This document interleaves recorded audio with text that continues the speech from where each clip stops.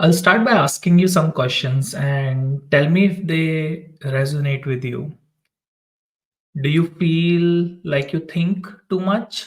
Too much about what is yet to happen or what is already happening? All the decisions in the past, all the decisions that you have to take now within the next day or the next month? Do you feel anxious that too many things are happening all at once?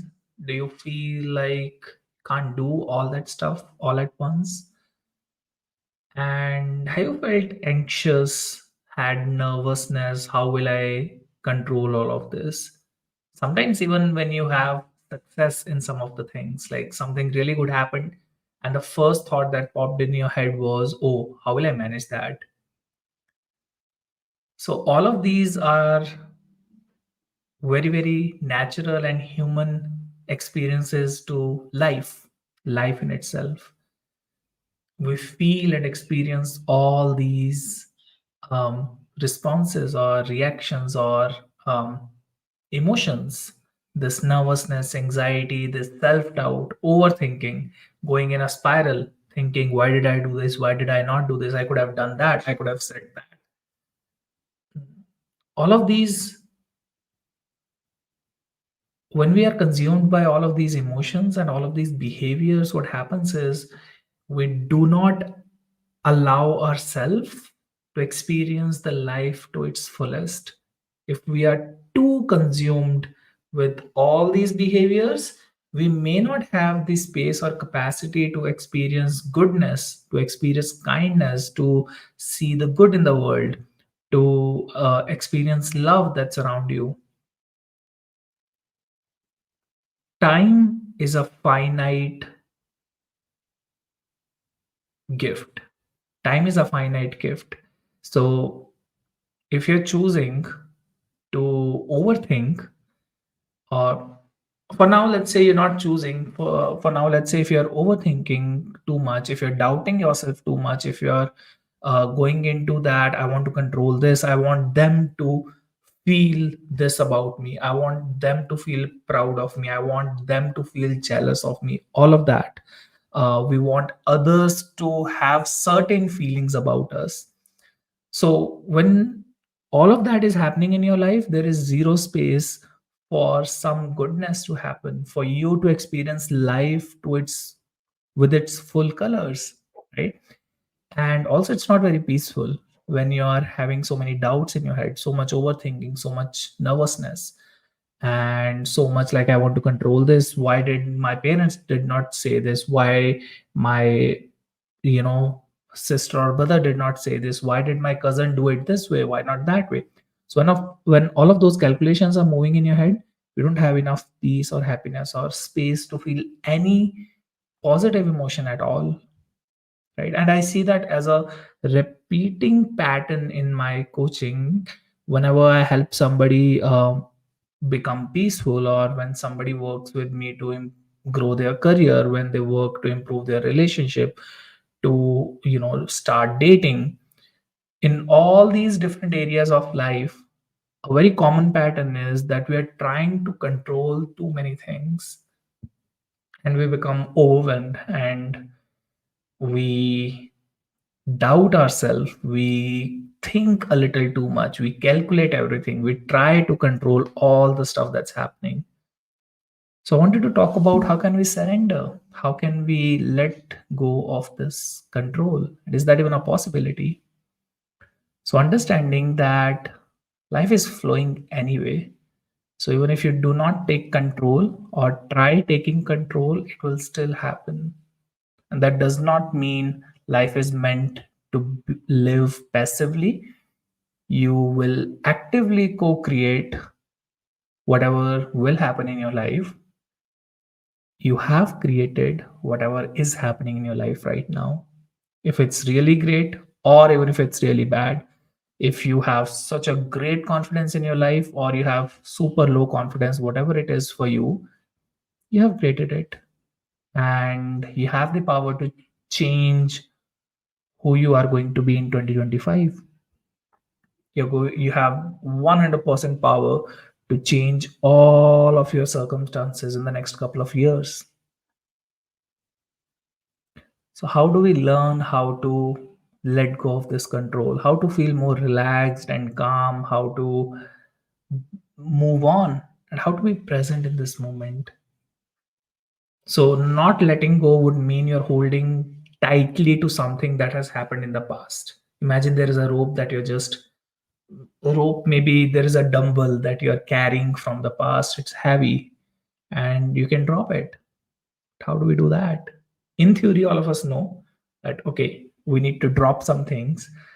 How do we do that in practice, in reality?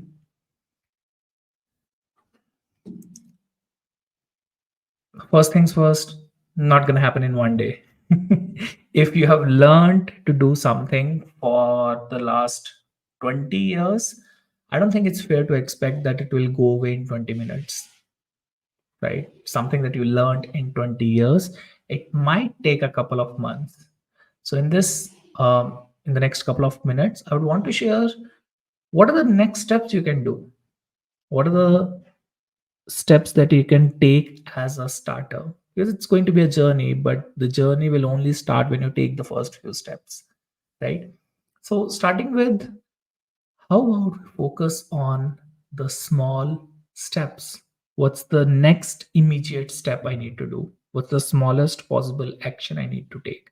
So, whenever you feel overwhelmed, whenever you feel that life is too much, I want to give up the control, I want to let go of this trying to control, I want to surrender. The very first thing I invite you to look into is, how about I only focus on what can I do here and what's the smallest possible action that I can take. So, for example, let's say your health is not going well and all sort of things are happening. Maybe you're diagnosed with some disease, or maybe you are suddenly overweight and your clothes don't fit you, all of that. So asking yourself, what's the smallest possible action I can take? Maybe I can start eating healthier, maybe a little bit. Maybe I can have some fruits daily. Maybe I can have salads daily. Maybe I can start going for a walk. Maybe I can start by doing push-ups every day. I don't know. What's the smallest possible action for you? An action that will help you get closer to the goal you want to go, that you want to achieve. So think about bigger dreams and smaller actions, bigger dreams and smaller plans, smaller action steps. Okay. The second point, how to surrender and let go, is pause and slow down. So how do you do that? Literally, how do you do that?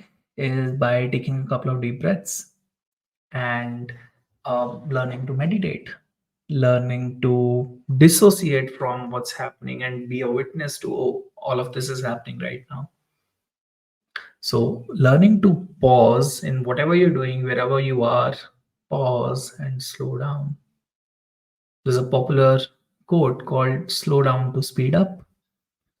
And if you watch that Spider-Man movie, so you know that a very popular scene from Spider-Man, the previous ones, is when the Spider-Man is in the canteen and there's a character who has a tray full of food items, and the tray suddenly falls down. And because the Spider-Man has that power of slowing down, so for him the time slows down. So um, see, this is 1 second for us.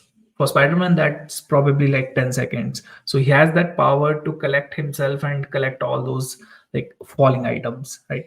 So that's what happens when we slow down. So when you slow down, when you take some distance from what's happening, you dissociate yourself, and it's happening in front of your eyes now. So you can measure, you can reflect, you can see it more clearly what's happening. You can take your time, and even while taking your time, you can make a better decision in a more overall quick way. Okay. The third point, develop a center of groundedness, a place where you can come back to again and again. And this place could be physical space, maybe but I remember in my college days. So I live in Chandigarh, India. There's a beautiful artificial lake here, Sukhna Lake. So whenever I would feel not so great in my college days, I remember I would simply go there. It was a couple of kilometers away, so I would, you know, use a cab or something. Or even later, a couple of years later, I remember when I was working full time, and I had whenever I would have some bad days, I remember it was 4 kilometers from there, from my living place at that point, and I would simply jog till there, and that was my safe, happy, grounded place, literally speaking, physically speaking. Otherwise, reconnect with some of your memories that shows you that it's safe to be here. So develop a center of groundedness.